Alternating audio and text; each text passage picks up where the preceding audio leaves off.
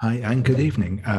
My name is David, and today we're going to be playing a game of Wanderhome. This is our first session, so we're going to be kind of going through the general game introduction and getting characters sorted out, and then getting into a bit of play, hopefully this evening. So Wanderhome is a game of animal folk going on journeys in the world of Haith. It's written by Jade Dragon. It's I know a couple of my players have already shown hard copies of it, which I am quite envious of. I didn't have one myself.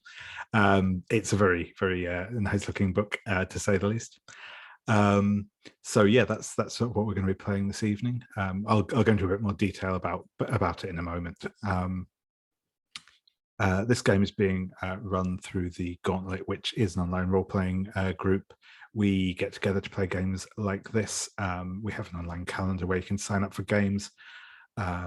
We also have a number of podcasts. We have a gaming magazine called Codex, where you can find both original games and supplemental materials for other games. If you're interested in finding anything out about that, you can go to gauntlet-rpg.com, where there's details and all that stuff. I'll put a link to that down below the video if you are watching. So yeah, I'll start off by just quickly going through the CATS process, which stands for concept, aim, tone, subject matter, and is just kind of a quick way of summarizing sort of what a game is about and help manage our expectations, I guess. So I'll go through that quickly, but if you do at any point while I'm talking, if you have any questions or anything, do feel free to jump in, interrupt, ask questions, anything like that.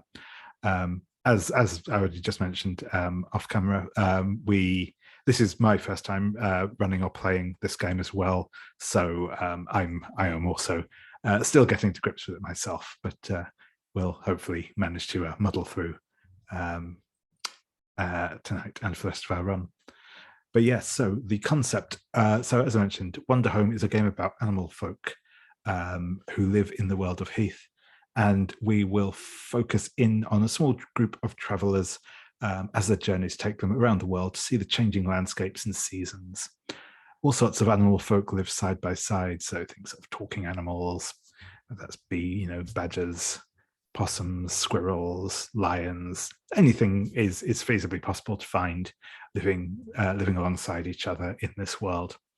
Another thing is we'll sort of touch on a bit as well. There's this one of the sort of cornerstones is that these animal folk cultivate insects, very large insects, often as both like working animals and pets. So this is a game of belonging outside belonging, which is to say it takes inspiration from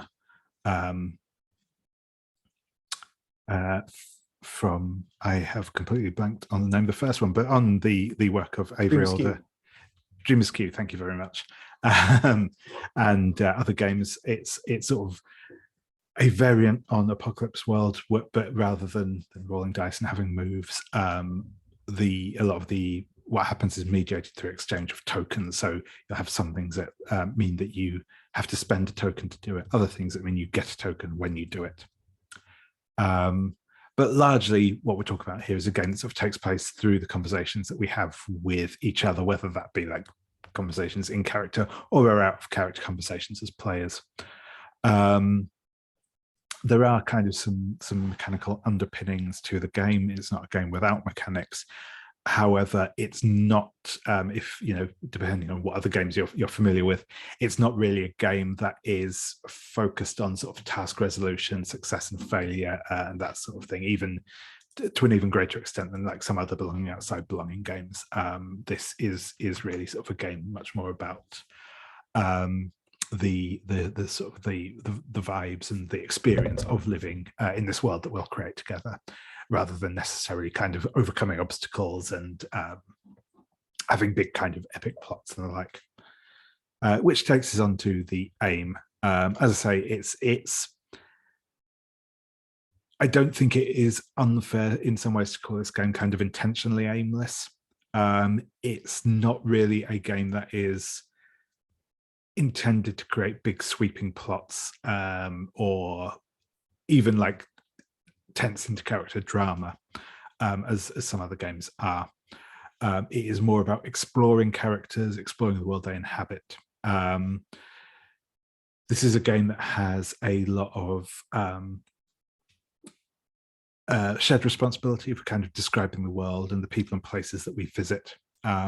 So for this first session, again, as already mentioned, I will be taking on the role of the guide, which is sort of a player role. That means I'll not be directly playing a character myself, and I'll be taking slightly more hand in or responsibility for describing the world and the people in it, whilst other people play their characters.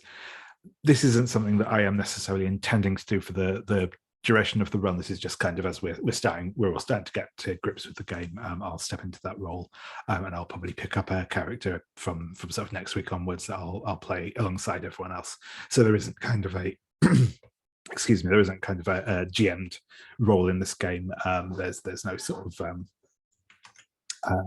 hierarchy, as it were, in that sense. As I said, yeah, kind of in many ways, the game is kind of written, certainly the way I interpret it, that this is a game about sort of taking the game and getting what we want to get out of it, rather than sort of following a specific, through road towards a sort of set goal.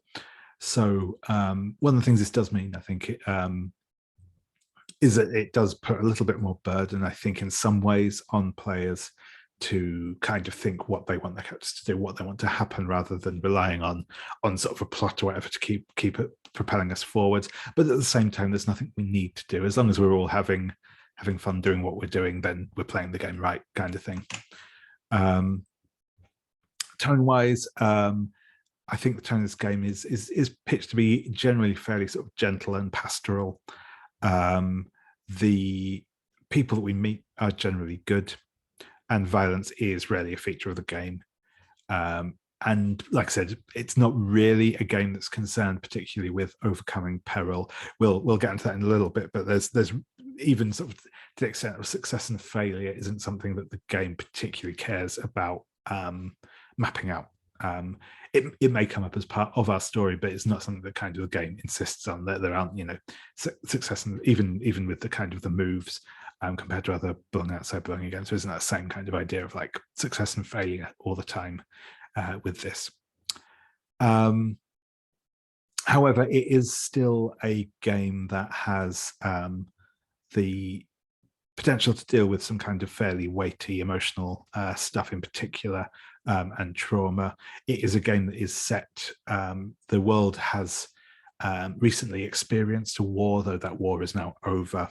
So there are kind of some of those scars left by the events of that war, that we will be possibly touching on, more so with certain characters than others.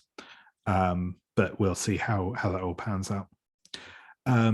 But as I said, above all, it's really, again, it's designed to be kind of experienced and enjoyed. So really, I think it's again, we will find a tone and a touchstone that we're all happy with playing in.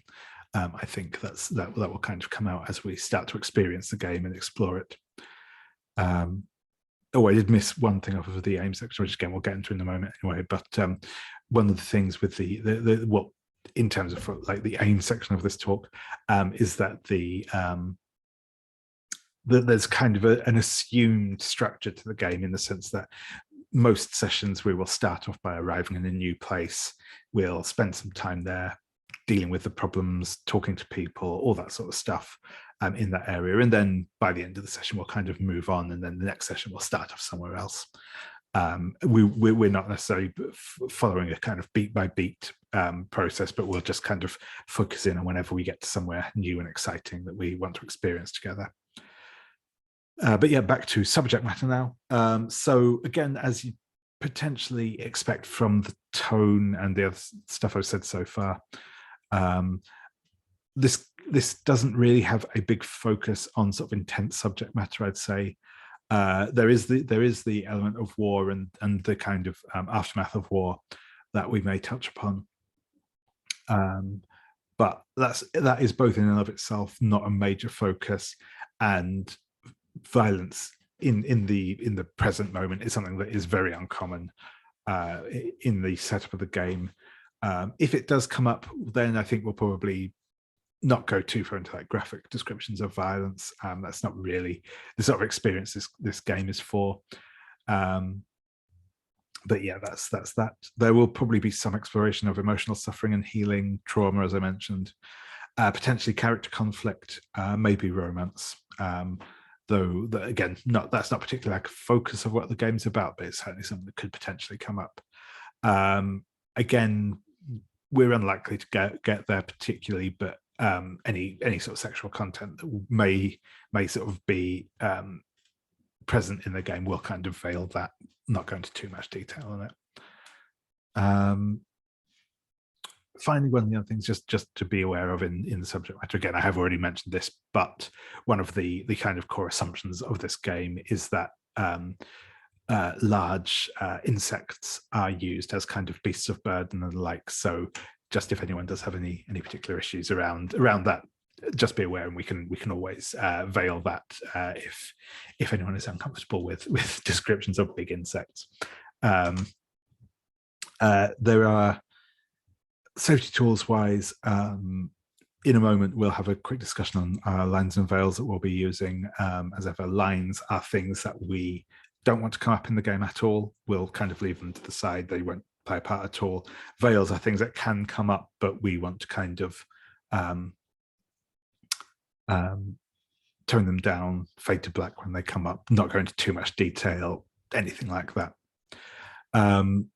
As ever, the X card will be in play if something comes up you're not happy with being in play, whether that be for kind of reasons of safety or comfort, or just like tone or anything else. You can always feel free to invoke the X card. You can do so by kind of doing the X sign with your hands, by putting something in chat at the side, or just by calling out, I'd like to X card that. If you do invoke the X card, I might ask, I almost certainly will ask you to just tell us exactly what is being X carded, especially if that isn't immediately obvious from context. But I'll never ask you to explain why if you don't want to. There's no need to give an explanation. Just the fact that you don't want that content in the game is enough. We'll work our way around it and we'll carry on playing. There are also some inbuilt sort of safety tools in the game itself, which we'll go through in a moment as well, that are essentially ways of guiding the story, keeping things moving, but also paying attention to, again, safety and comfort of everyone involved. So what I'm going to do now is pause our recording briefly while we go through our lines and veils. So we've got the lines and veils done. So next we are, I'm just going to quickly run over the journeying tools, which are kind of the one part of the mechanics in some ways of Wanderhome. These are kind of a set of like key phrases that we can always use to clarify on what's going on in a scene, or like I said, in some senses to kind of act like a safety tool. So I'll just give a quick overview on all of these. And one of the important things to remember about these is that they never, we don't have to quote them in the exact terms used here. We can always have just kind of natural language conversations about things as well. You do not need to use the official terminology of a safety tool for it to be effective. We always sort of work more on the spirit than the word of these things. So the journeying tools that we have are, let's do this instead. So this is, sometimes in a journey, you'll reach an impasse where continuing on our journey will put you in danger or discomfort. You're always empowered to speak up and say, let's do this instead, providing an alternate way through the situation. If someone else doesn't want to do that, we can figure out together where to go next. We have, do we want to? When you're journeying, it's polite to ask before traveling into uncharted territory. If someone asks, do we want to? It means that they're interested in going somewhere new and potentially hazardous, and they want everyone's buy-in first. If you don't want to go there with them, you have every right to say so, perhaps by offering something else instead, and the conversation can avoid that area. We have where to next. When we journey together, we might get lost or stuck. This happens all the time, and we might feel like we have nowhere to go from here, or that we just have to keep sitting in the mud. Whenever we feel like that's happening, we can just ask where to next and go where seems best. What do you think? When I walk with friends, I tend to move a bit slower and need a bit more time than them. In those moments, just as with all journeys, we often need people to look around and spot those who could use a bit of focus and more space to express themselves and breathe. Keep an eye out for people who seem to be talking less than you are, and check in with them by asking, what do you think? Next, hold on. We all need to take breaks. Sometimes it's because we've been journeying for a while and you need some water, or it's because you want to go back and look at something from earlier, or maybe something happened that hurt you and you need to tackle it. Hold on is something you can always say to halt what's happening and switch gears to another topic. Then we have no, which is no one can ever make you do something you don't want to do. If some aspect of the journey doesn't fit your needs, you can always change it. While it's important to respect where everyone is at, it's just as important that you feel like you have agency over your character and the world around you. You have the complete authority, both as a group and as individuals, to reject anything that we don't want. And finally, there's always the option to walk away.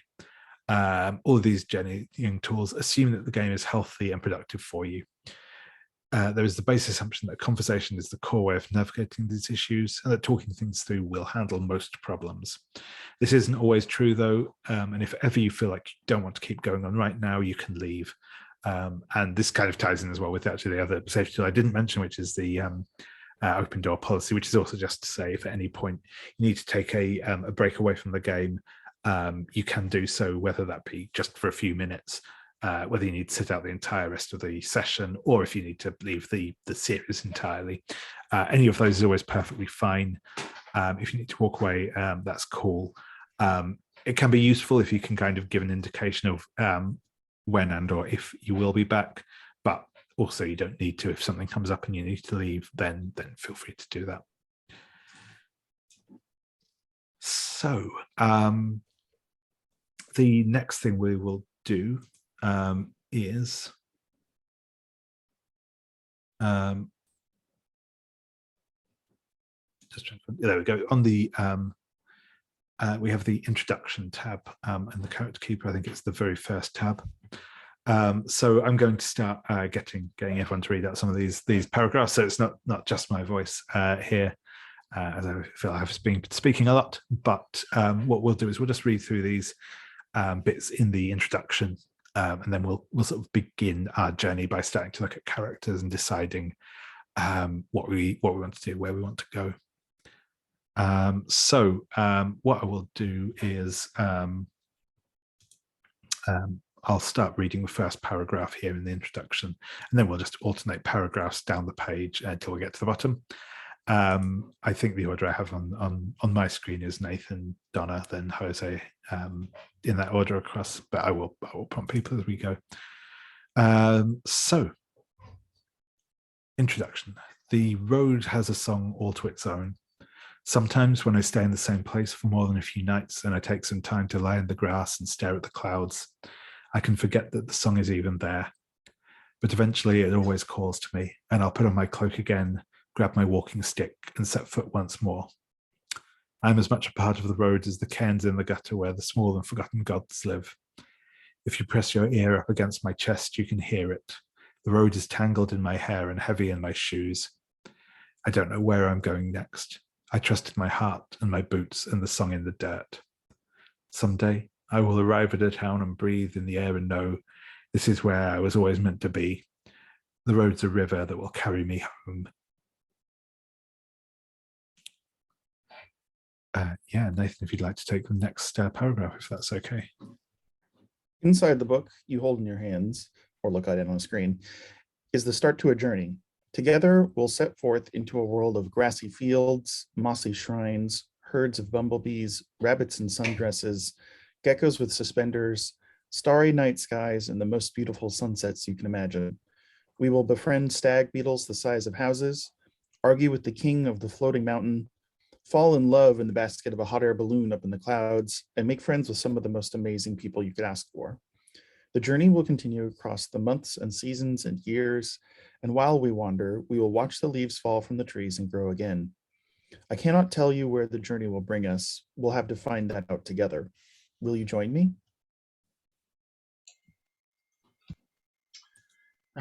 The land of Haith. I will not tell you the history of the land of Haith and all that has happened within. I could, of course. There is a legend hanging onto the lips of every old shrew and buried in every crevice of every stone.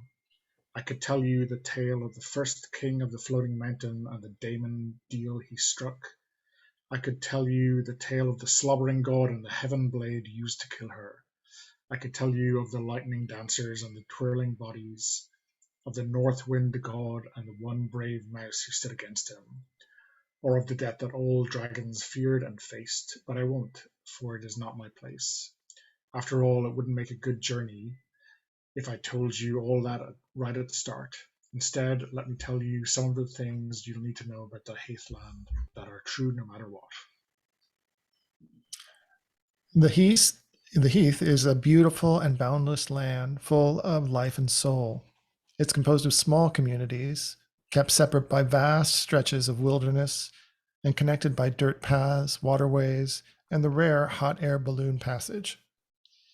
Beauty comes in endless shapes and forms, but everything in this land holds the capacity to be appreciated and admired. Gods and spirits can be found everywhere, from the small and forgotten gods that hide behind rocks and in waves, to the piscine, deal-making crossroads demons, to the great sky gods themselves. Heath is a land of animal folk. I've seen mousy soldiers, pigeon merchants, squirrel musicians, gecko fishermen, and at least one very distinctive bartending toad. You can't assume much about someone based on their look. Meat eaters are just as likely to be kind as herbivores, and even the smallest mouse can have a lion's heart. While a family might be all the same animal folk, they might also have wildly different appearances. It's frankly none of your business to inquire. The Heath is full of buggy livestock, pets, and wild creatures. From herds of chubby bumbles to stag beetles the size of houses, striders that dance across water to carrier moths bringing letters from tower to tower by moonlight, bugs and animal folk live together in harmony and care. You'll encounter plenty of references to these buggy creatures throughout the book, and while they tend to do their best to make clear both their look and role in Heath, interpret generously and use whatever bugs feel right for your journey.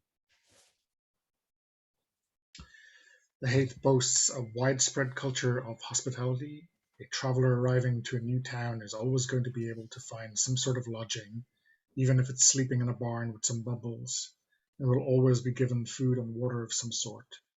There is a trust within this hospitality. If you hurt or lash out at your hosts, they'll have no problems kicking you out. But if you are kind and you mean well, you'll be welcomed in with open arms.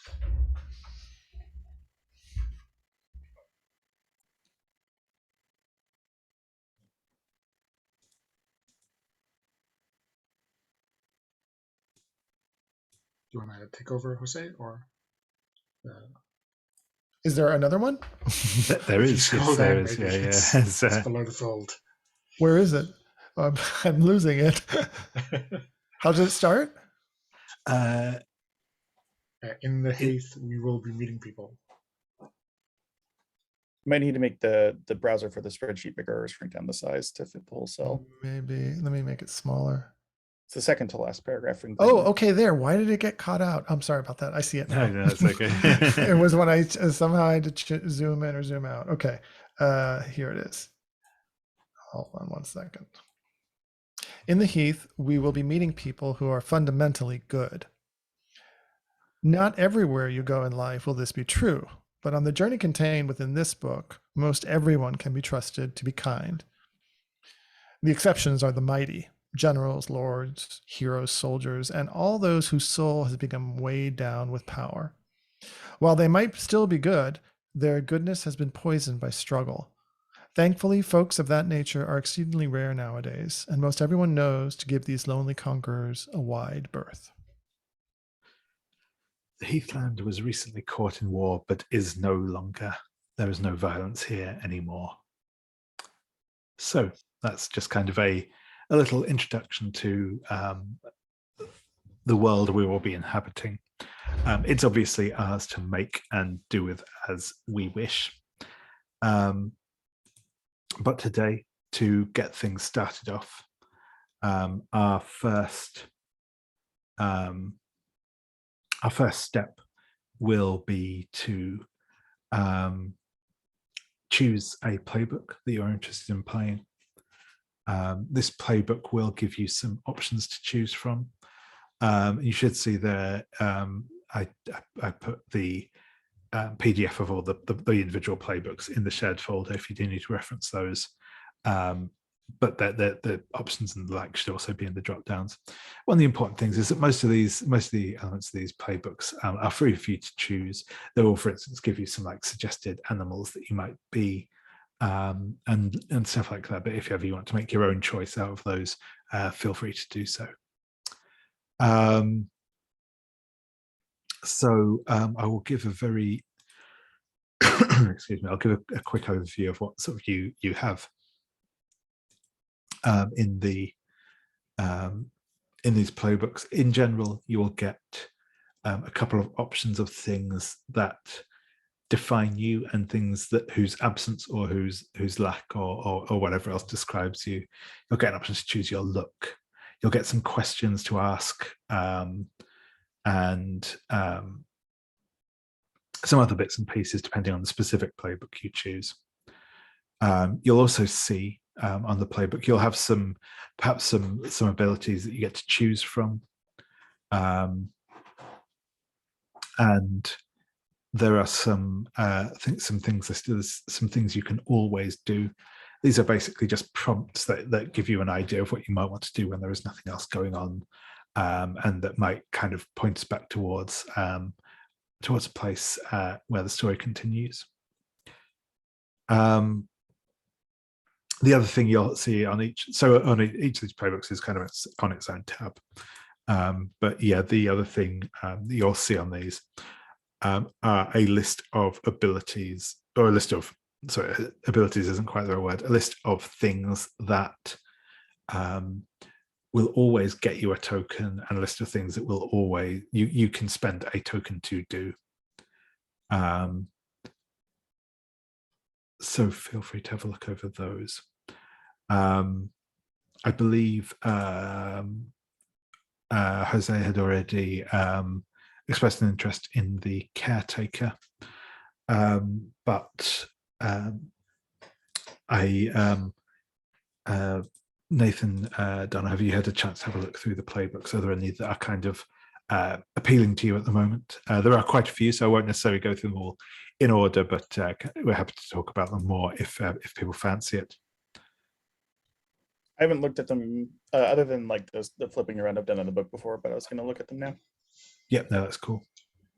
Because I've got a few on my short list. If I remember correctly, it was maybe the exile, or maybe the pilgrim, or maybe the veteran.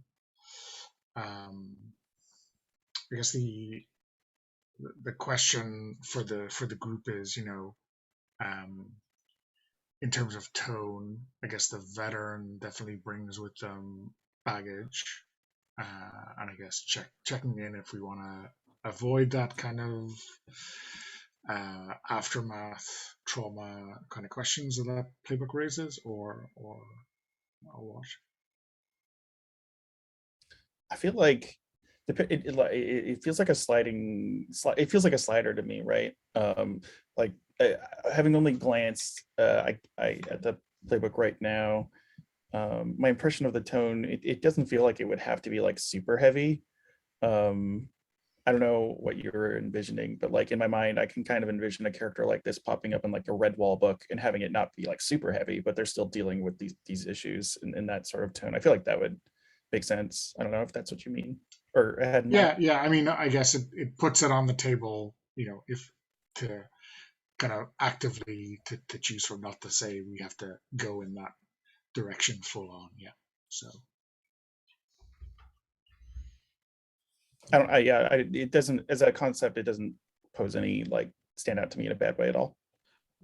Likewise, yeah, I'm cool with if you do want to go with the veteran. Me too. Okay, cool. I might lean in that direction. So, but yeah, maybe I'll I'll have a quick scan through the other ones while I'm thinking, or while Nathan, if you have a look at yours, Yeah. definitely. Yeah, I'm skimming them now. Yeah, no, but by all means, there is absolutely no rush to this. I'm going to pause our recording now, just because this probably isn't going to be the most edifying content, totally. but I appreciate.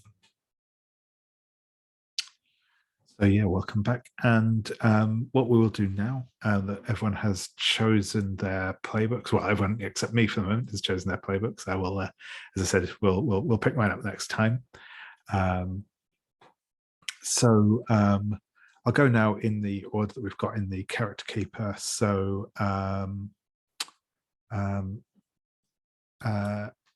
yeah, Jose first, if you would like to introduce us all to your caretaker.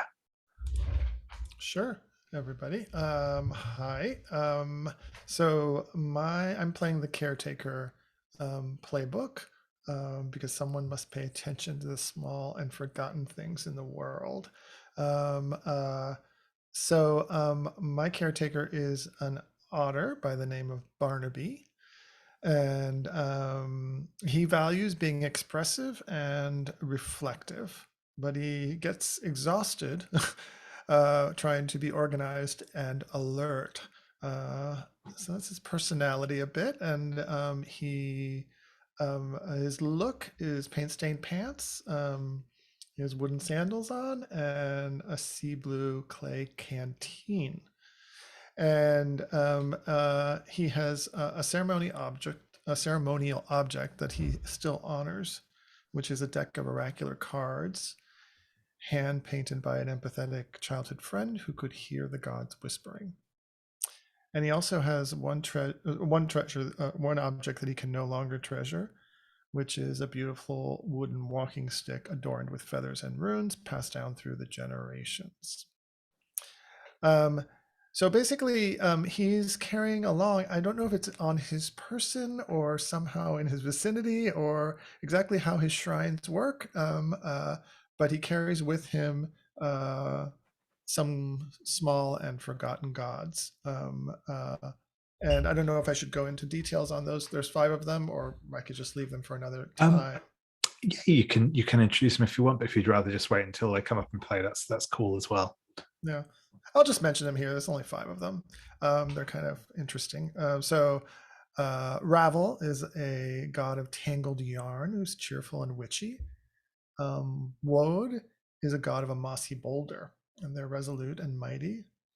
Nadir is the god of a single shadow, and they're pensive and invisible. And then there's a family of sapling gods who are all very raucous and intertwined. And also a nameless ancient god seeking refuge within my shrine, who is feral and hurt. Nice. Thank you very much. That's what we've got. And just as a kind of because I think several other people have similar sort of links on their characters as well. In this, all other characters, all kith, as they are referred to generically, will have these traits which kind of give some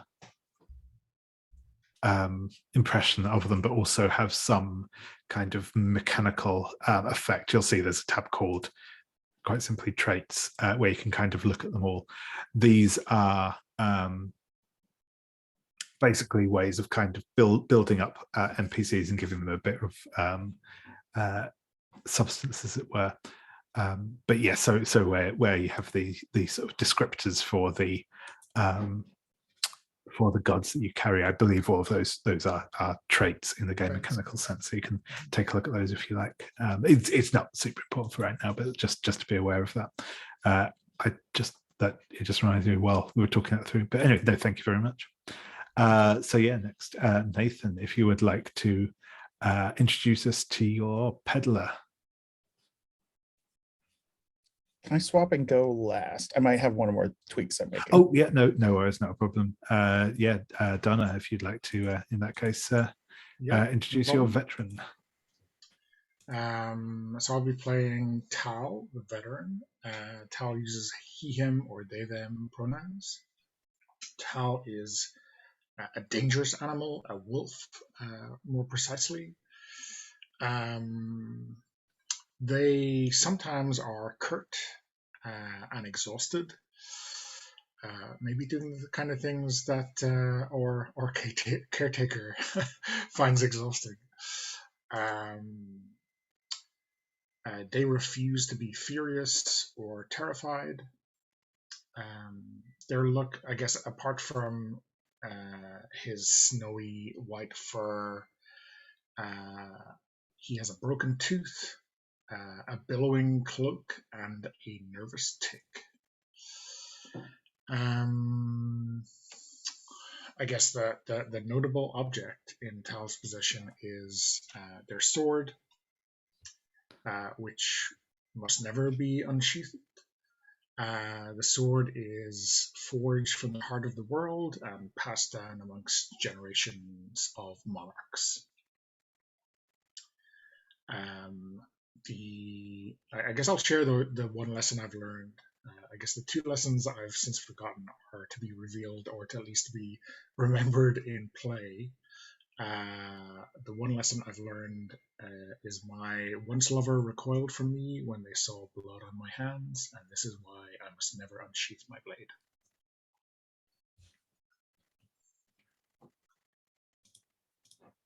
Awesome, thank you very much. And yeah, Nathan, are you good to go with your peddler now? I think so. We'll see if I end up feeling like I want to switch back to what I just had a moment ago, but we'll see. I'm playing a peddler named Gus for August. The road is long and filled with merchants, traders, and everyone else doing their part to make sure everyone in the heath is provided for. No one's home can stand alone. My care is material, solid, and dependable. The animal type is donkey.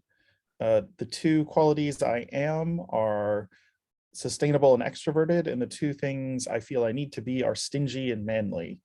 My look, I wear an overburdened backpack and have fingers adorned with rings, and I'm frequently taking out and putting away an abacus and my ledgers. One thing that I'll never abandon is Zoe, a small and forgotten miraculous god who lives in a shrine on my beetle. And one thing I parted with a long time ago is a hand-carved flute that my father made when I set forth into the world. The four wares I regularly barter with are, in this list, this will be a little long, flowers, tea, and anything beautiful yet fleeting, toys, dolls, and anything else that brings joy wherever I go, smokes, drink, or anything people might need to soothe their nerves, and clouds, dreams, or any other miracles that no one else can offer. And the one of those that I value most is the first one, the flowers, tea, and anything beautiful yet fleeting. Awesome, thank you very much. Yeah, so that's perfect. So now as I said, we will have a couple of questions that you can ask of your companions. So these are, one is asked to the left and one is asked to the right, which basically means everyone will ask everyone else at least one question. Well, we'll ask everyone else one question, I should say, not at least one, for now. And then this will kind of give us a little idea of how you may know each other, what you might be doing on the road. Though one of the important things, just to remember in general with this, is that we never really concern ourselves that much with why people are journeying. It might be something we use as a kind of prompt or something to get us going at the start of play sometimes, but there's no need to kind of minutely define exactly what's going on and why everyone is here. But yeah, this will give us kind of some initial impressions of how you may all think of each other and what you may be doing.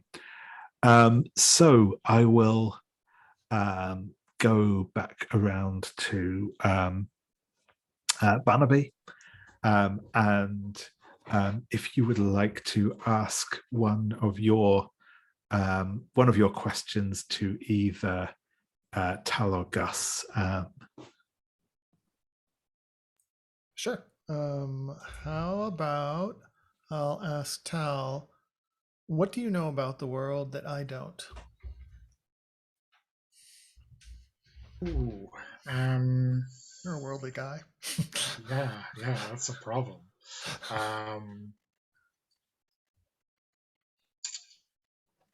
I think maybe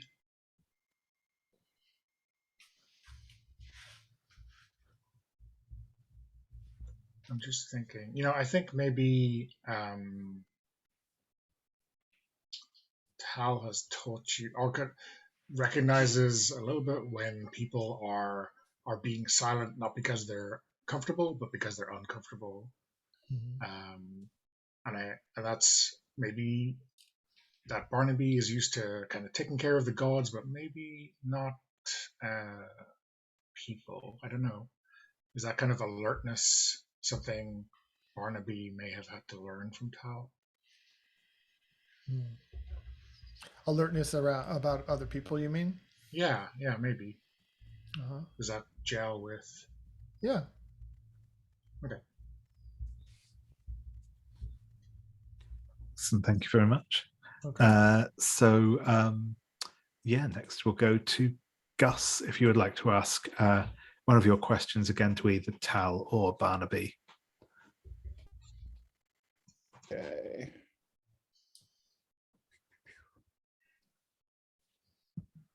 Sorry, I lose track of them. Oh, there we are. Oh, yeah, sorry, yeah, they're just on the left, down towards the bottom. Yeah. Okay.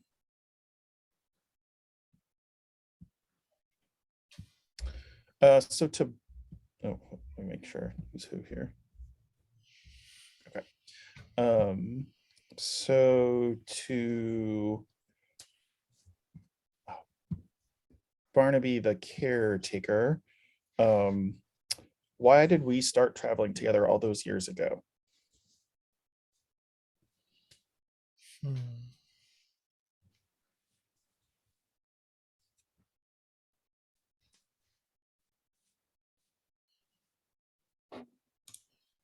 For some reason, I imagine you being more kind of the wandering, peripatetic kind of peddler. And before I ever left my home, you would come by, and I would be dazzled by all the different things that you came across in your travels. And so I think you were kind of an inspiration for me to begin wandering and see more of the world outside of the little pond where I grew up. Is that cool? Mm-hmm. Totally. All right. And then to Tal, how do I help you decompress when the days are long?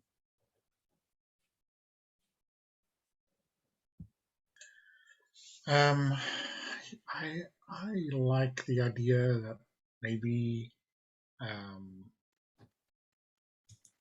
that maybe you have a kind of tea in your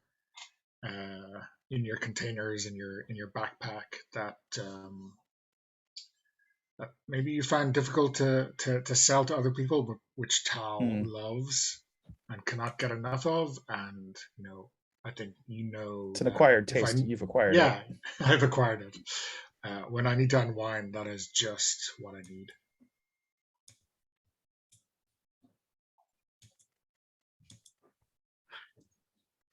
Awesome, thank you. Tal, if you would like to ask. Maybe this one is for Barnaby. Although neither of my companions seemed particularly crafty, but this is a question I quite like. What craft have you been teaching me?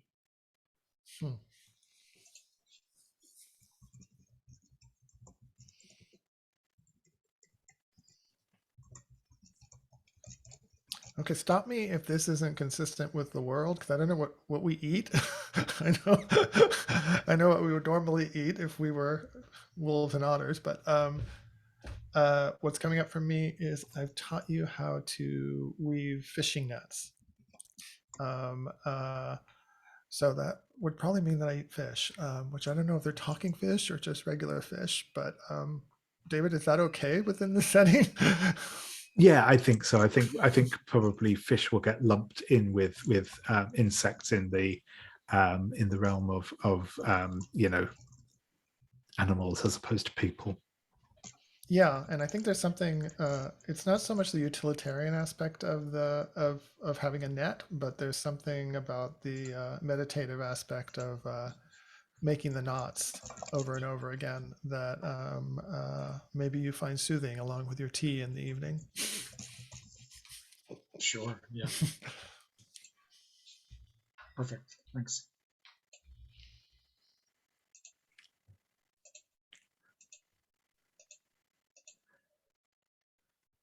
Should I ask my second one then? Yes. Sorry, I was going to say, yeah, go ahead. Okay, so I guess my second one will be for Gus. What's something I knew about you that I had no right to know?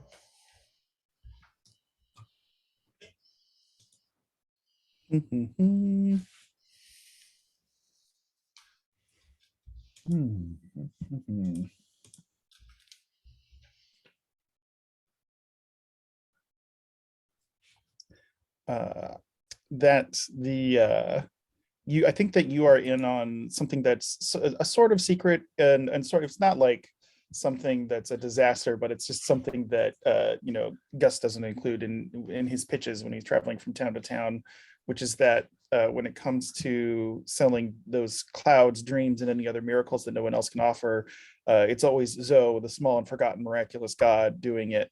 Gus underplays that particular aspect, that he's got sort of an overworked little god doing favors. Miracle worker. Yeah, a little bit of that. Imagine a sort of benign snake oil salesman. It's not quite snake oil per se, but yeah, miracle worker is accurate too. Sounds good. Snake oil is probably going way too far, but yeah. It's the kind of, the thing he sells you is real and you love it for one day, and then it does kind of fall apart, but you enjoyed it for that one day. It's ephemeral.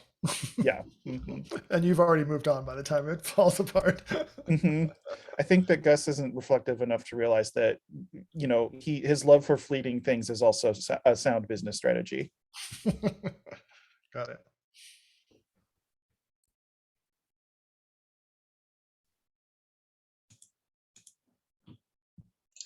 Awesome. And yeah, Tal, if you'd like to ask your last. Yeah, I guess here's an interesting question for Gus. When did you realize that I'm a good person?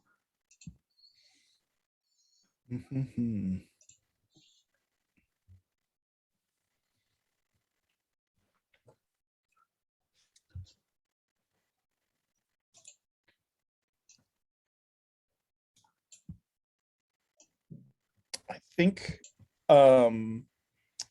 I see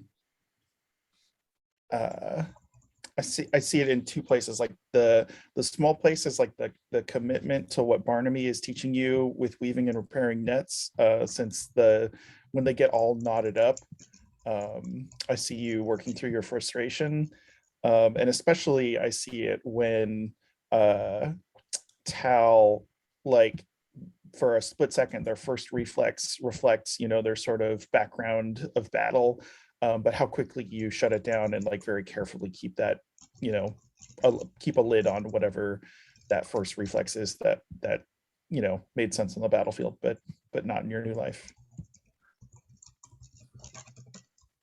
Okay, cool. Yeah.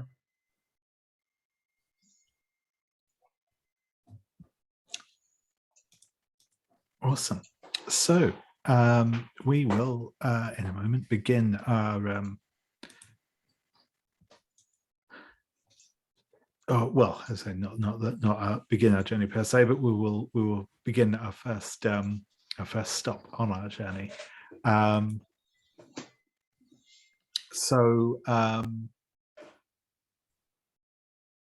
what we'll be doing now is creating an initial town, or not necessarily town, but place that our first story will take place in. As I mentioned already, we have when you have characters kith in here, they will have traits. There are also a number of natures, which are a similar concept, but for places. So actually, I will in a second share my screen. But let's find the right page. So there are some suggested natures that we kind of combine together for our first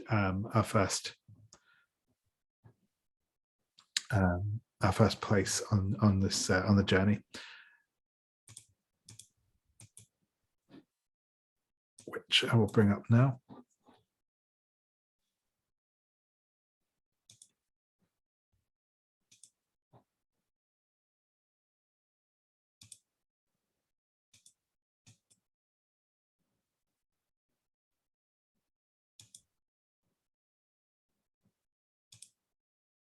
Okay, cool. That's worked. So we'll see here that it's just that we pick one from each of these three options. So there's a large number of these. What I'll actually do, these are currently all of the natures and all of the traits are in that in the respective tabs on the sheet. But what I will probably do actually in terms for next time is actually put out the kind of short lists as well, like this. So what we will do now, and again, I will probably go around each of you in turn, is we'll generate 3 of these natures. We'll probably do 1 from each, seems to make sense. And basically I'll give you the option to either pick one that you're interested in or just roll a dice if you would rather, to generate it randomly. And this will give us three natures. We'll then use those natures to kind of work out what sort of place we might be in when we begin our story. With that said, I'll do these just sort of in the order they come. Jose, would you like to either pick or roll on one of the comfortable natures there?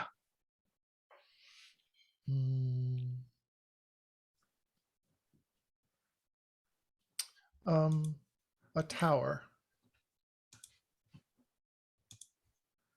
Cool. And I'm just going to put these in our first place tab there as these come up.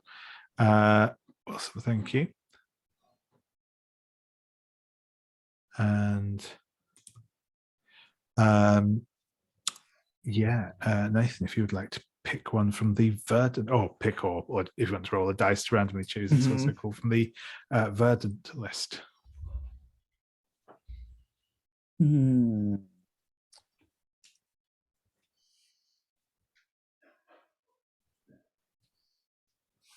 Go with lagoon. Awesome.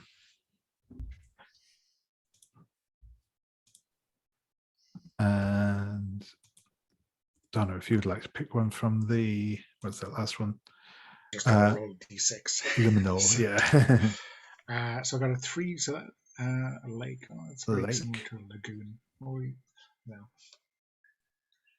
Do we care about the difference between a lagoon and a lake?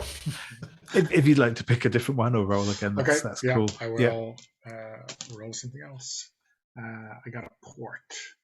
Cool.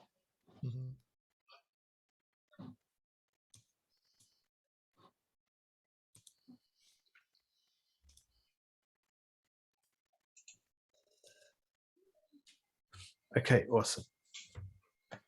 So on that first place tab, you'll see that I've selected those three natures, and it'll give a little bit of information, a little description, though that's in some ways less relevant. Then you will have the a number of things that this place can always do.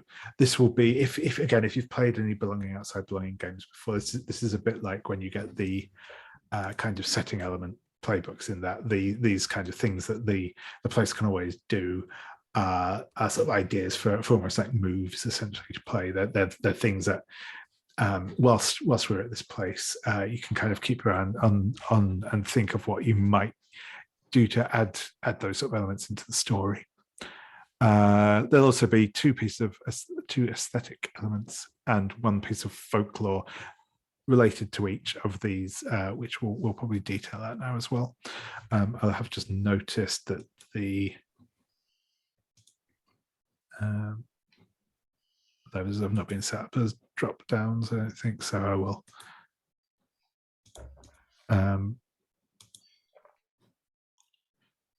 I will address that for next time, or at least try to. But yeah, so I think what we can do is just go around again and pick out a few aesthetic elements and pieces of folklore about these places. I'll join in on this as well. So, and then once we've kind of got these places fleshed out a little bit more, we'll kind of, and indeed as we are fleshing this place out a little bit more, we might do kind of get more of an impression of what this place is or is like. So just in very broad strokes as we start out, we've obviously got here a tower, a lagoon, and a port. So very much gets the impression that this first place we're at is somewhere that is, you know, probably involved in some sort of trade around this lagoon that we're in. We have a tower there that may be like a lighthouse or similar, or it might just be a tower in its own right. It's mysterious, but we can kind of pull all of that together. At some point, we'll think of a name for this place as well, but we don't need to do so right now. I'm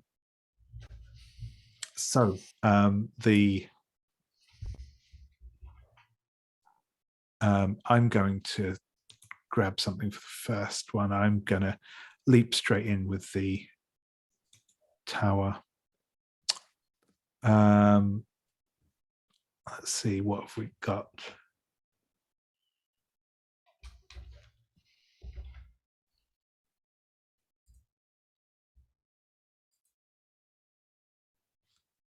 Yeah, actually, I am just going to go, because I kind of already mooted that idea, but I'm going to say that one of the aesthetic elements here is a shining light warning of danger in the tower. So maybe it is some kind of lighthouse type structure.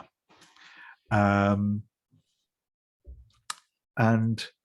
I will go around just in order again.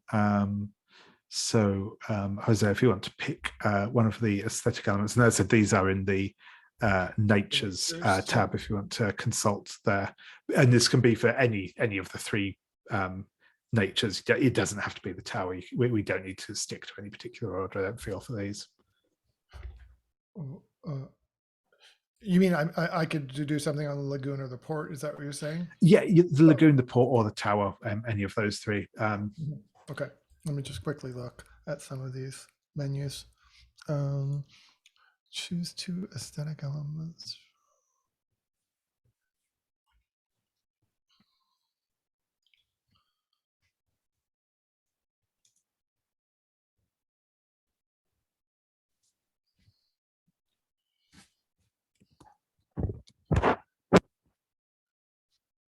How about a hidden grotto? Nice. Shall I write that in? Yeah, that sounds good. This is under the lagoon, I'm sorry. Yeah, no, that's cool. That's cool.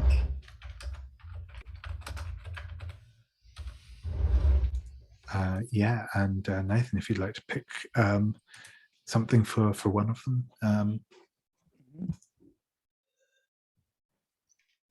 Mhm.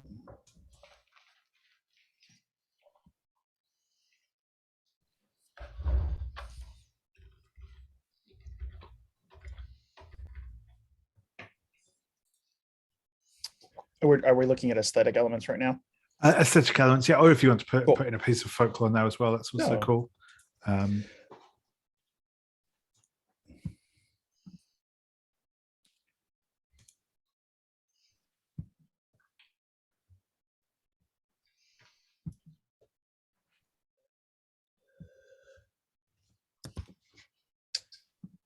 Put for the port, jetties, and docks. Awesome. Yeah, and Donna.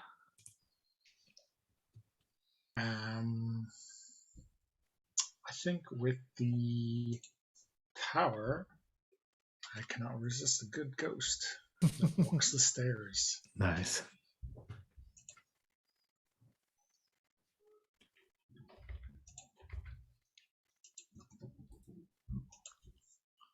Okay.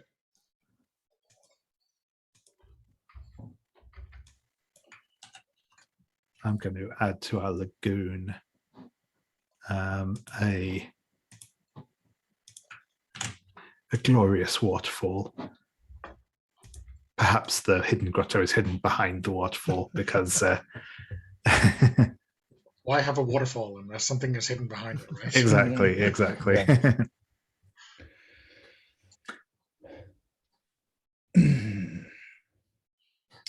Okay.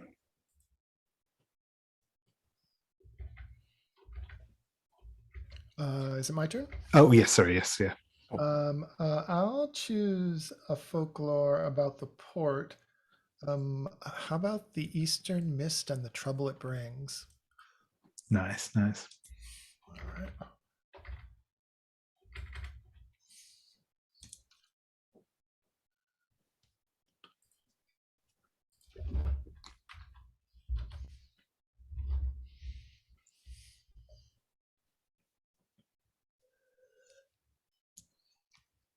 And I'm looking at them.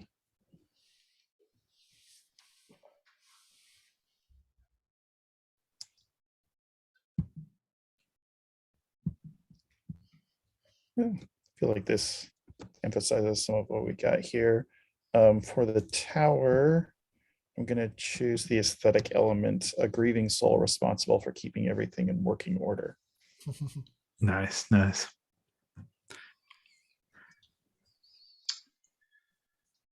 I'm very tempted by hot air balloons for a port. Yeah. So why resist? Water's just a smoke screen. Well, No, it's good. I like it.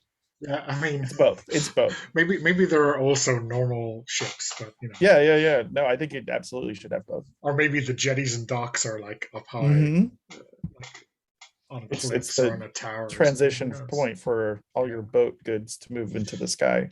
I like it. I mean, there's got to be cliffs if there's a waterfall, right? So So yeah.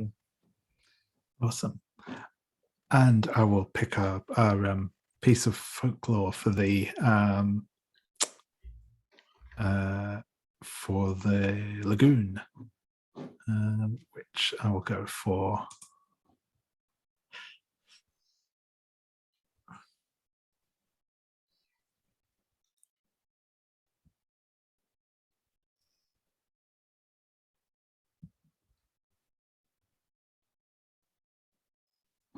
Ooh, I think I might go for. So we've got the particularly because we've got the veteran in play. I think I'm going to put in the gifting of the Heaven Blade. Took place here at the lagoon. Okay, so we've got some initial details about this place. as I say, yeah, it seems to be some sort of port where goods are shipped across the lagoon, but also we have these sort of hot air balloons and the stuff carrying stuff up and down the cliffs around here. We have this sort of like lighthouse tower that is tended by a grieving ghost. That all sounds pretty cool. And yes, we have the Eastern Mist and the Gifting of the Heaven Blade. So the next thing we're going to do is just go over, and again, we'll go around once each for this, to name a common type of animal folk that lives here.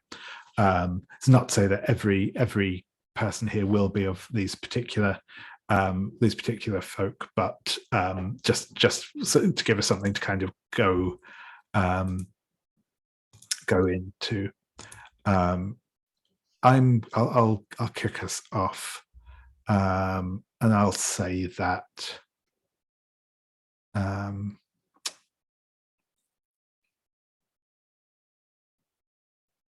I think that there are definitely frog folk living here in this lagoon. That seems to make sense. Do we each add one? Yep, that's right. Yep. Similarly, salamander folk. Cool. And the kind of salamander that can breathe fire for the hot air balloons. Awesome. I think there have to be octopus folks too.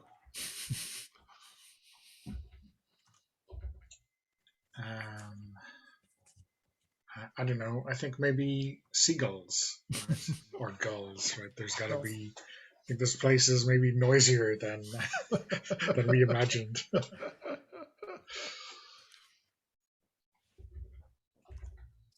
Awesome. Should we write them all in, or? I'm I already can do sad that we're gonna leave this place eventually, but that's good. That's a good sign that the first place already seems cool.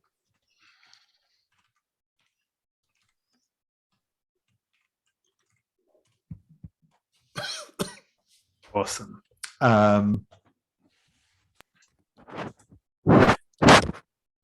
the last thing we do, this tends to be the specific prompt is the person that's spoken the least, but I think we've been fairly equitable. So if anyone has an idea for what the small and forgotten gods of this place look like, feel free to speak up now and give us a suggestion. Hermit crabs. Nice. And the shrines are their little shells, and they move around between them.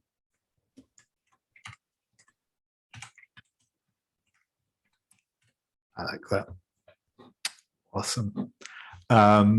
Cool. Perfect. I'll add something to the hermit crabs. I think hermit crabs are scavengers, but I imagine that they found all sorts of little trinkets and things that have fallen off of boats, and that they store them in their shells, right? They have shells, right? Hermit crabs. Yeah, totally. Little tiny forgotten bits of jewelry and things that have fallen in shipwrecks or off of boats. I mean, maybe here, anything that's lost is kind of fair game or seen as an offering. Mm-hmm. Yeah, that's there's cool. some places I've seen near the coast where people will decorate a tree with all the kind of flotsam and jetsam they find, nets and sea glass and stuff. I'm imagining something very similar for the little crabs.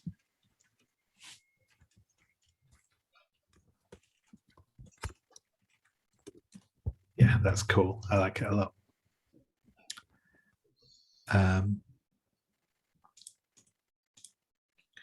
Awesome. So we have our first place. And the most difficult bit. Does anyone have an idea what this place might be called?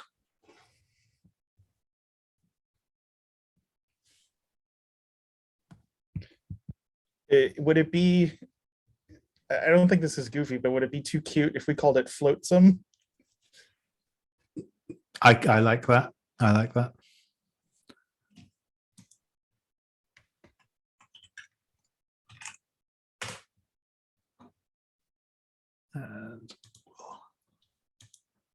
Awesome. So I think actually what we'll do is we'll take another quick break just to the top of the hour, and then we'll come back and we'll just we'll sort of do some establishing scenes. I'll probably we'll see. I mean, we'll give it as much time as we want, but yeah, we'll see how far into things we get this evening, and where we get up to. But yeah, I think it would be nice just to at least have those kind of introductory scenes, and then we'll stop there for the evening and then pick things up again. We like I said, we'll probably pick things up in the same location from next time, because I think like we're I think about an hour or so left. So yeah, that's if that sounds good with everyone. But yeah, as I said, we'll take a quick break now and see you all in a few.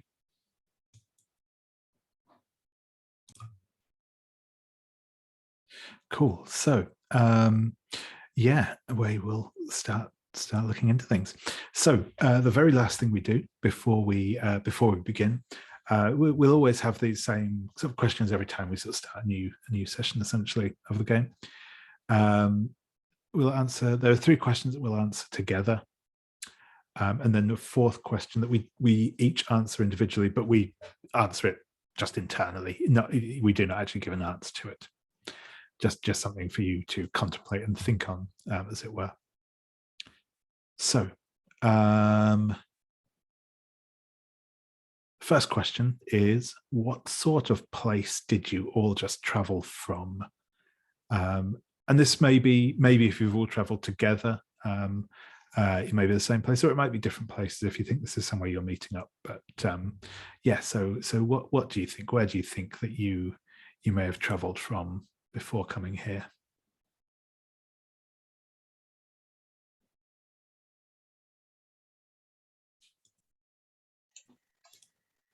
I mean, do we think we just arrived in port, or do we, have we walked up the road to this place? I'm imagining for some reason like we came by land to this place, and from some kind of mountainous area. I don't know. I see us all walking downhill to get to this port. Yeah. Yeah, no, that's awesome. I like that sort of coming down into this, like, yeah, one of those kind of quite steep, like where you get those sort of like little Mediterranean villages where the houses are all sort of built down the side of the kind of cliff leading down to the sea. Yeah, it's cool. I'm also imagining with the sort of the waterfall that it's got that kind of quite a lot of moss and lichen and stuff growing down the side of it, so it's quite green and lush here. But anyway, awesome. That's cool. Do you feel that you've been on a long journey to get here?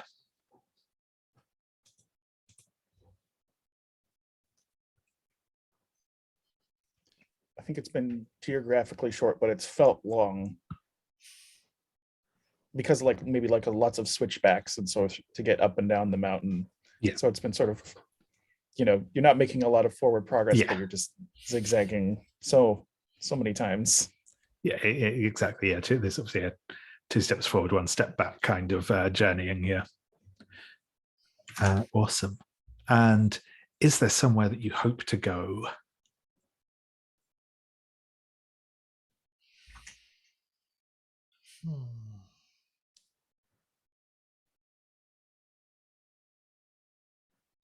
You mean after this?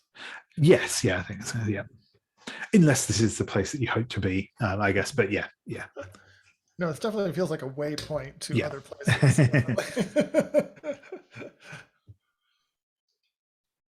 An exciting waypoint, maybe, but a waypoint nonetheless.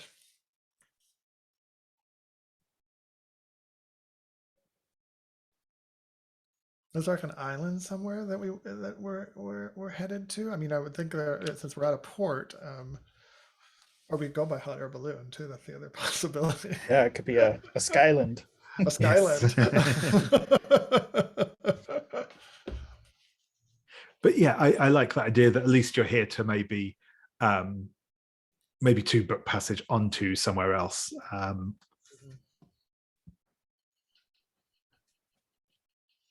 Awesome. Cool. And so our last question, and I said this one isn't for you to answer out loud, it's just for you to kind of think about, and I'll give you a moment to do so, is where is your home? And I'll just give you a moment to think on that, and then we'll get into things.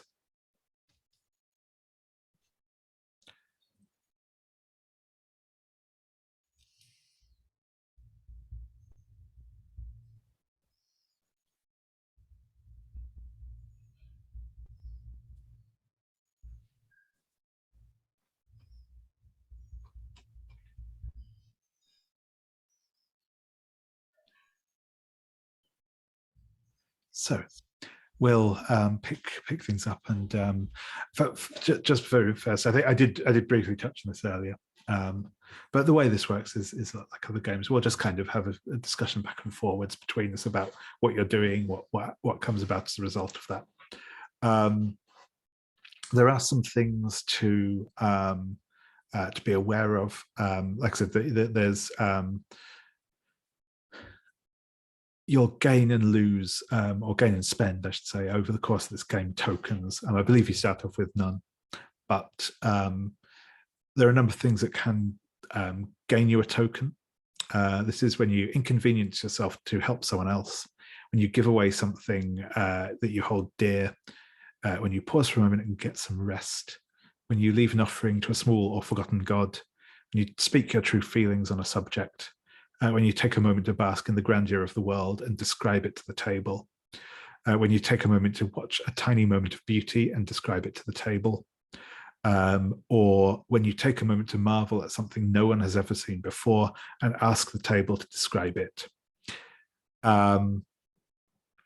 Conversely, you can always spend a token in order to provide a solution for an aspect of a material or immediate problem, to ease someone's pain, if only for a moment, to keep someone safe from the difficulties of the world, to offer someone the chance to connect with you on a personal level, to find what someone needs to give them a chance to change fundamentally, to reveal something hidden about the person in front of you, and then ask them what it is, to know something important about the place you're in and tell the table about it, or to listen to the shared wisdom of the many small and forgotten gods and ask the table what they tell you. So as I mentioned before, these aren't really things about like success and failure or anything like that, like these kind of token exchanges sometimes are in other belonging outside belonging games. It's much more just about like whether it's what you're doing with the world. I believe all of these things are on your individual character playbook sheets as well, for reference. You will also, each of you will have a list of things that you can always do, and these are just kind of give you an impression of what sort of stuff it is likely your character will do, or may do. There is a prompt. But with that said, I think we'll come in as you're coming down sort of the last of these switchbacks, and the road curves down. I think the road curves down past this big tall square tower with a light glowing at the top of it. The light is bright, but it's a sort of an odd bluey color, that almost like phosphorescent type of color glows from the top of the lighthouse.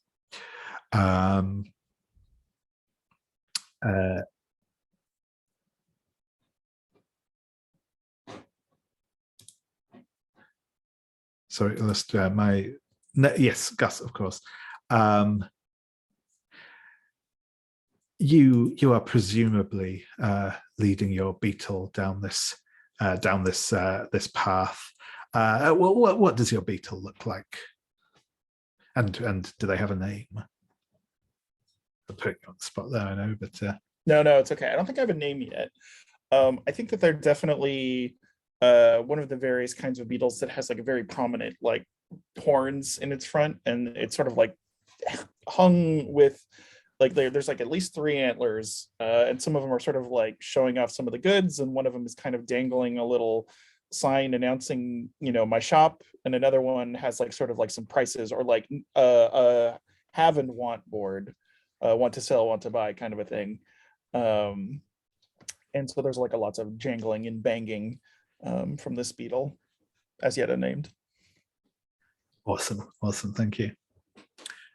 So yeah, you're coming down. I think it's that kind of evening is starting to fall. So there's the glow from the top of the to the top of the lighthouse. It looks like things like market stalls and stuff in the town are kind of closing up a bit, but there are still people about in the streets. Yeah, what do you all want to do?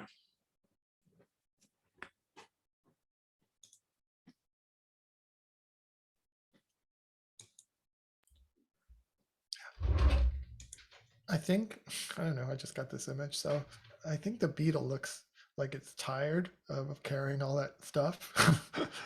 And I think Barnaby pulls like a small apple out of his pocket that he had picked up when we passed some kind of maybe an orchard on the edge of town. So it's a little green apple, and he goes over and offers it to the beetle without a name just yet.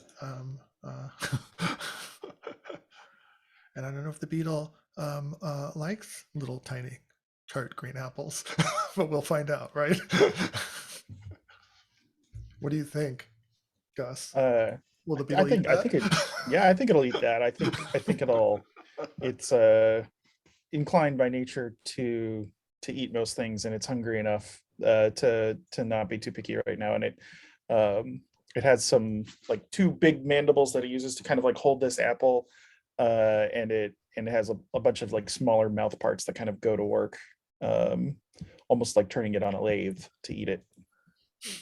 Yeah, and I think Barnaby's just like, he was trying to be kind to the beetle, but he's also entranced by the working of its mouth parts. Ooh, actually, I think maybe the name for it, it'll be an Atlas beetle, and we'll just name it Atlas. Atlas.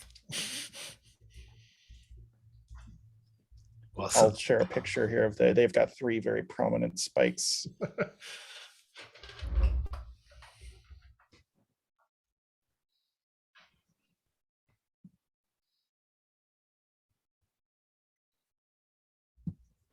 that in the chat here. It's kind of the shape of what we're working with. Cool. Yeah, that's awesome. Yeah, only big. Mm-hmm. Yep, they're pretty big in real life. Honestly, I'm looking at some of these pictures. Let me know in advance if a picture of a big beetle is too much for you. Well, I mean, it's a link. Just don't click it. It's on a person's hand, and it's quite large, but cool. Oh yeah, that's. Oh, that is big. Yeah.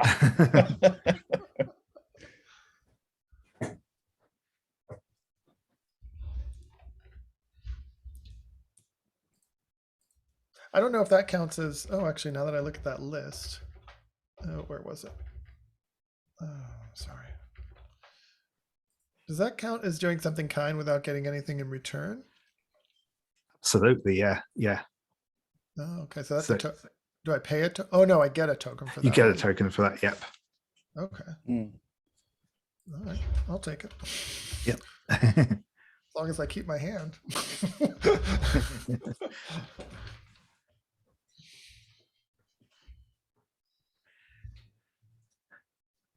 Yeah, and Tal, what's of Tal's demeanor like as you're approaching Flotsam?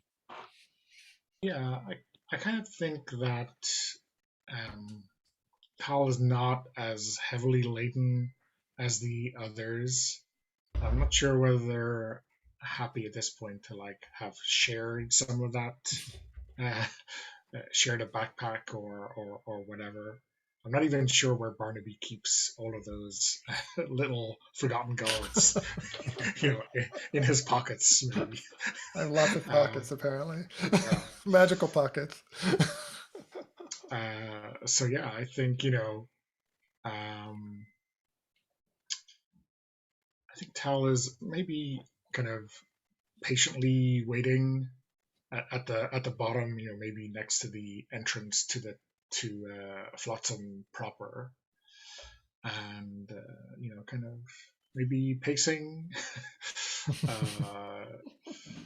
um, and maybe looking up at this tower and wondering if they'll be able to get to this. Have we decided on a skyland or an island that we're going to? But wherever we're going to, Tal kind of imagining, or maybe trying to climb up on something. Maybe there's a pillar or something to climb up on to get a view out to sea. Yeah. I think there's probably like a maybe even an old like a plinth that clearly had a statue on it at some point, but it shows some signs of damage, some chips, maybe a bit of a split in the plinth, and the statue is very much not there anymore. Yeah, I mean, it's probably like slightly comical, or maybe if Tal is standing on this plinth, looking all very kind of heroic, almost like looking out to sea. But who knows what the statue used to be? Yeah. And I think as you are sort of posing or searching up on the plinth, I think a passing gull is going to just kind of stand there watching you for a moment. And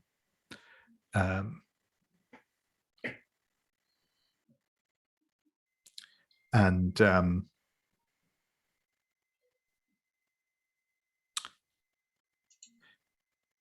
I think we'll after watching you for a moment or so, we'll say, are you one of those street performers then?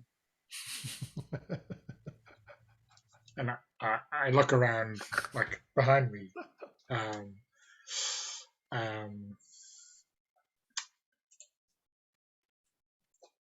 Me. No. What? Do I look like I should be?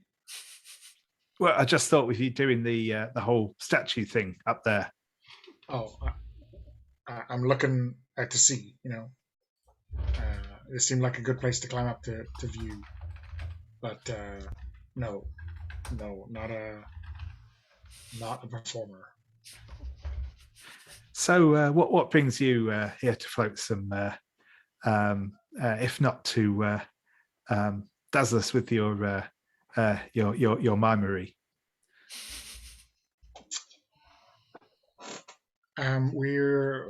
We want to take a ship. Why do people usually come here? For the crab apples? I don't think so. Oh, I don't know. You should try the crab apple wine they serve down in the tavern's pretty good. You'll enjoy it, I'm sure, sir. But no, we've plenty of ships here. Docked in at the minute.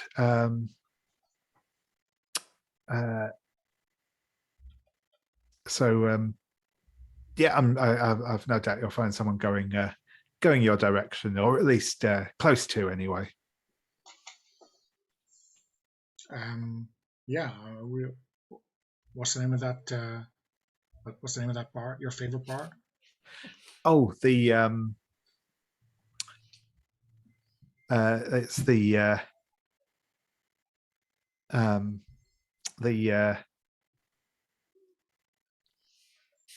Slipknot.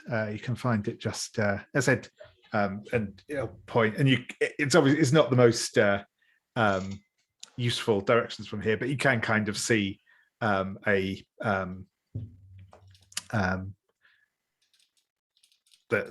clearly pointing out the roof of a building down on the dock front. Well, thanks for the recommendation. I will try to curtail my posing. I don't know. I mean, you keep at it. So doing a fine job there. I thought And you this looked goal- very dignified. This goal we're talking to, it was a goal, right? Yes, that's right. Yep. Gus sort of, not quite butts in. He waits till the end of the conversation, but it's clear he was waiting for the absolute first minute. It looked like they were done talking to us. How's this year's vintage of the crabapple wine? I know it kind of goes, it swings one way and then the other, but I'm curious what it's like this year. As it's strong this year. Not the most subtle vintage that we've ever made, but it packs a punch. Fabulous.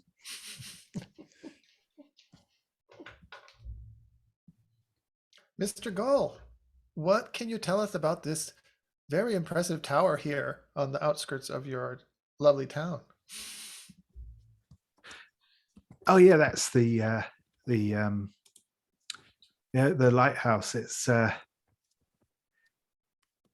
well, they say it's haunted. They do. Everyone keeps keeps a bit of a distance from it, or at least doesn't go inside. No, they say there's a ghost that walks the stairs of the tower. And I mean, points out that, I mean, it's all lit and that, so presumably no one does go in there. So presumably it must be haunted, because if no one went inside, then how would it be lit up? So the ghost is lighting the tower? Yeah. Wow. That's an unusual circumstance. Ghost has a good job. You should be very grateful. Oh yeah. It's we're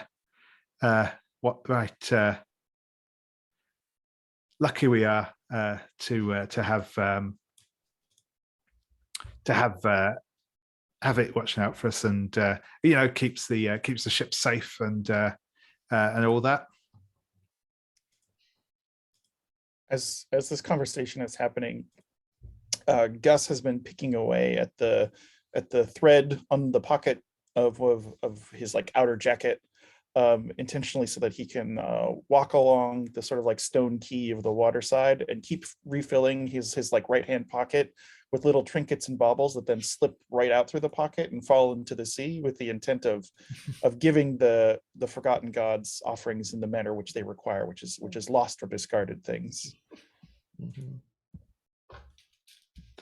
Awesome. I like it. Yeah, and I think as this little trinket drops into the water, I think you even maybe see, just staring beneath, this movement of a little tiny hermit crabs start to kind of swarm over what's fallen in, and drag it off down into the silt of the lagoon bed. And I believe, yes, I believe that it will gain you a token as well.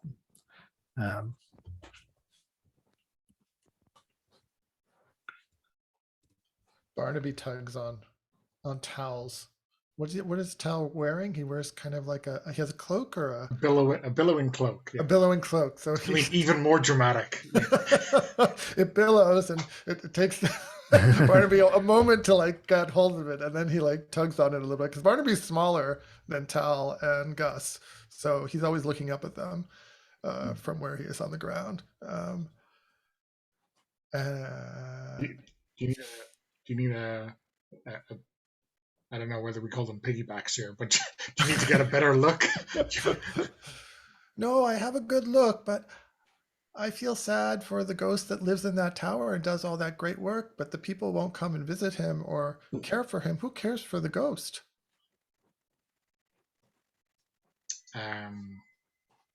Yeah, I don't know.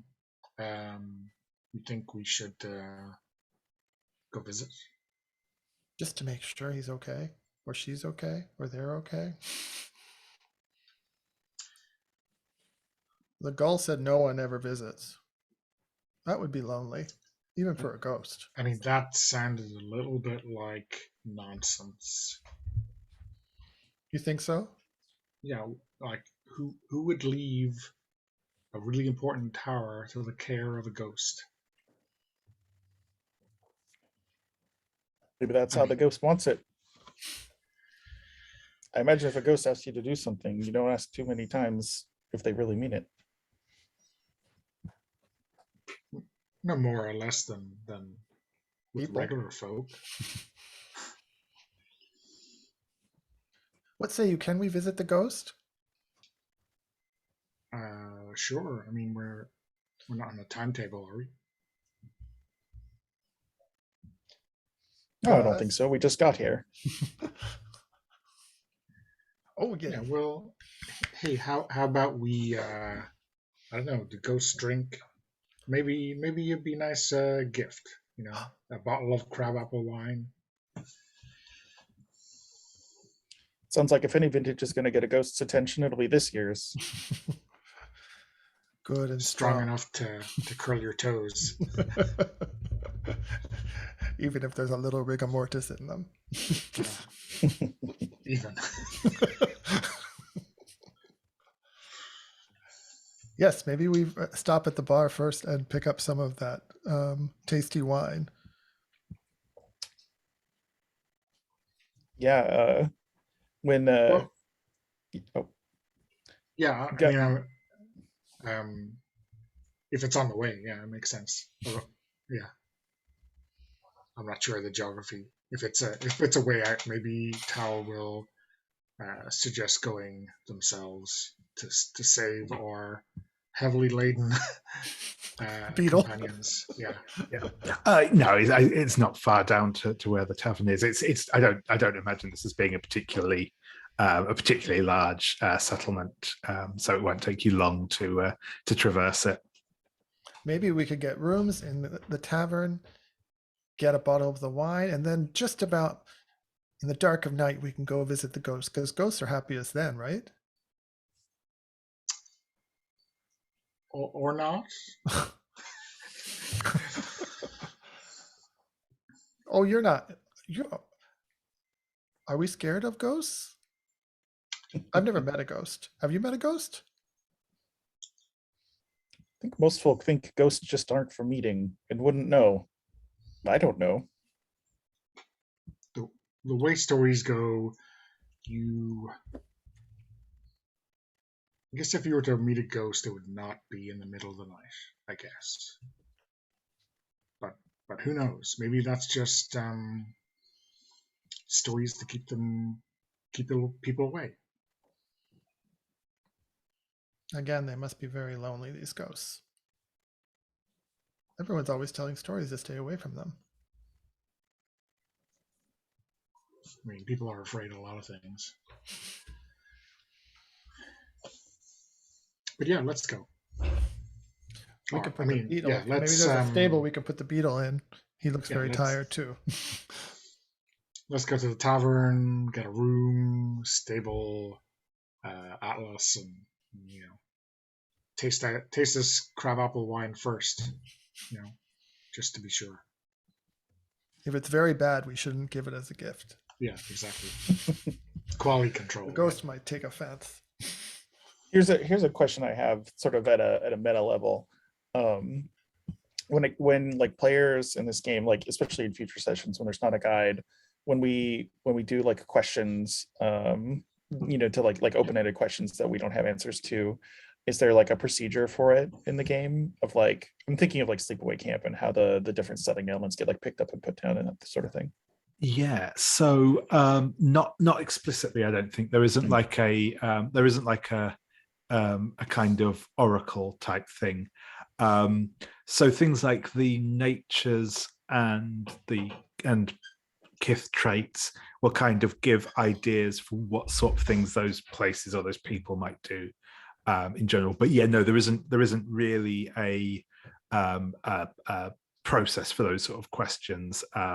Sure. You obviously kind of have the specific things that you can do to spend a token on, where you can kind of either name something, either name information you already know or ask the table for information on something. But outside of those specific purposes, now it will just be kind of a we'll just consider and come up with an answer ourselves, sort of thing. Sure. In that case, what of the various things that Gus has, dangling off Atlas to trade, what do we think it is that the slipped knot is interesting in trading for some crabapple wine? And for what it's worth, I think I tweaked one thing. I changed the toys and dolls and things that bring joy to knickknacks, tchotchkes, and any other useless trinkets. Awesome.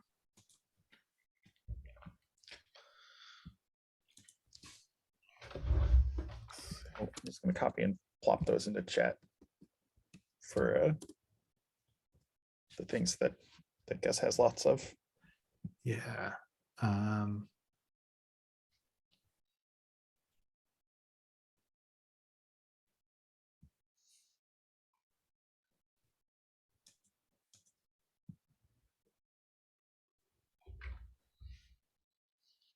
People in taverns like to smoke things. I was thinking that as well, and it doesn't seem like the sort of place where they're likely to have as much agriculture as in some areas. So yeah. Oh yeah, they have terrible trouble keeping things dry here, right?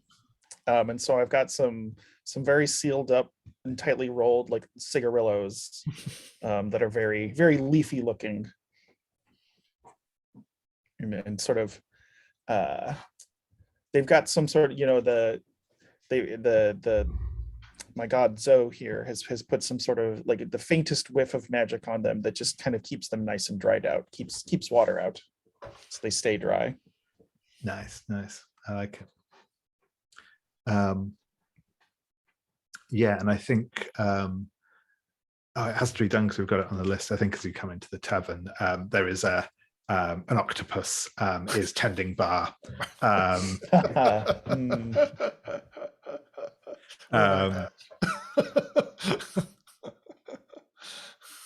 And yes, they will gladly trade you a couple of bottles of crabapple wine for your cigarillos, and they'll kind of, obviously while this is going on, they'll also be like getting your drinks and taking the cigarillos and getting the keys to the room down off of the thing, while also passing a plate of food to someone sat at the bar. I think there's a cheer that goes up from a trio of salamanders who've been hard up for smokables and have a real habit for it. They burn right through them really quickly. Yeah, they do that like real comedy. Then it just zoop, that's the first one, and they enjoy the second one. Gone in one drag, yeah. Yeah.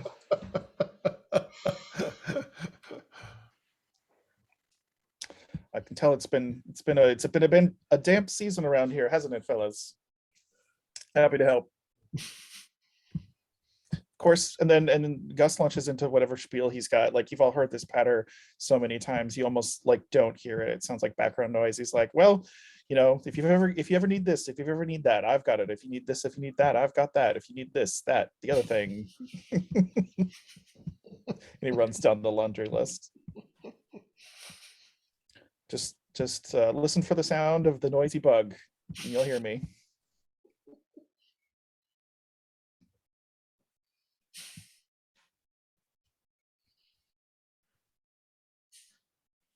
I think the bug, the noisy bug, when you said that, I just imagine the bug is just outside the door, the swinging door of the tavern, and And he has this tendency to belch loudly after he's eaten. The sugar from that apple. Right when you said noisy bug, there was a big, loud belch from the crab Mhm. apple that he ate. And all the things on his horns kind of like shudder and Shudder a jingle. little bit. I think it's one of those burps that like a cow would do, where you keep your lips and mouth pretty closed, and so it just kind of comes up as like a, you know, like it's very contained. Atlas.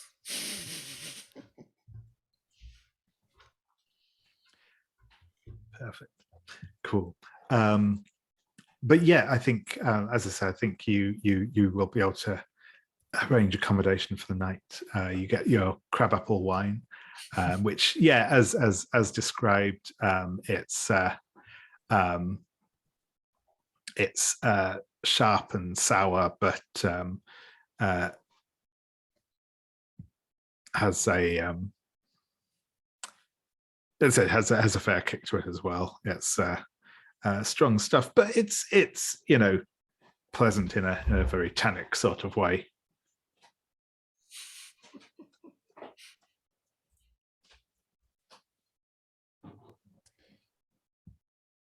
So what Gus do you think, is Barnaby? experimenting with combining it with various kinds of tea and flour that he's got with him.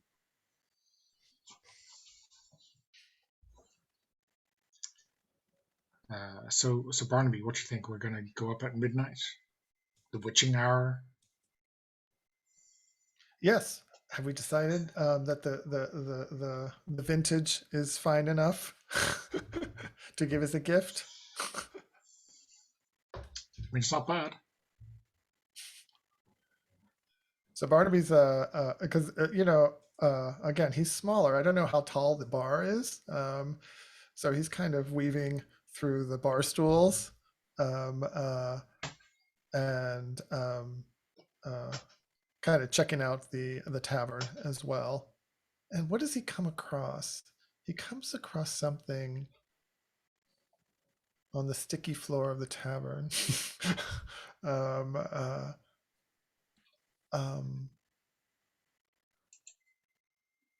An earring, a forgotten earring that has fallen from someone.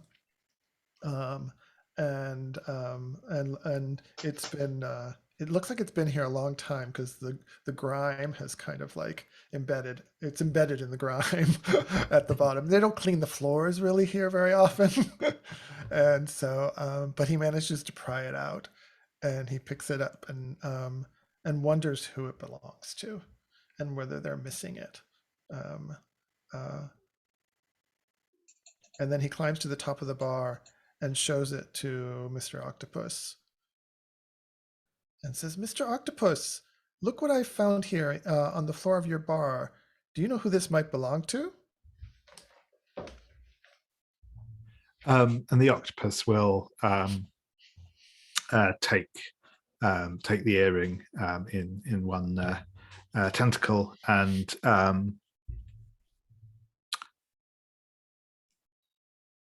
look at it and say, "It seems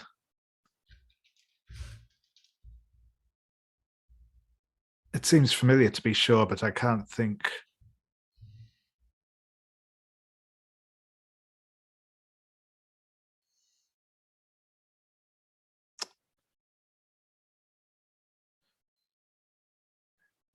There's a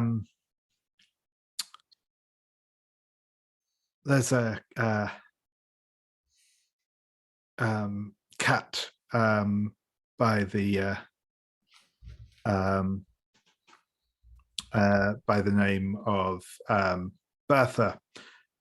Crew captains a ship. Maybe hers. Seems familiar, certainly. Well, I will keep it safe for her until I can find her to give it back. And he puts it in his coat pocket, one of his many, many, many pockets in his coat.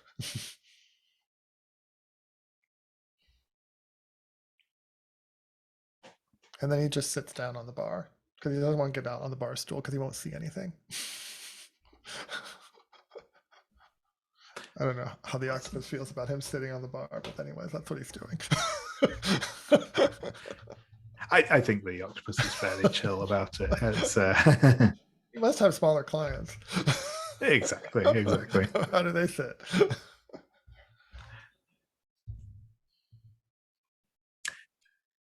Awesome.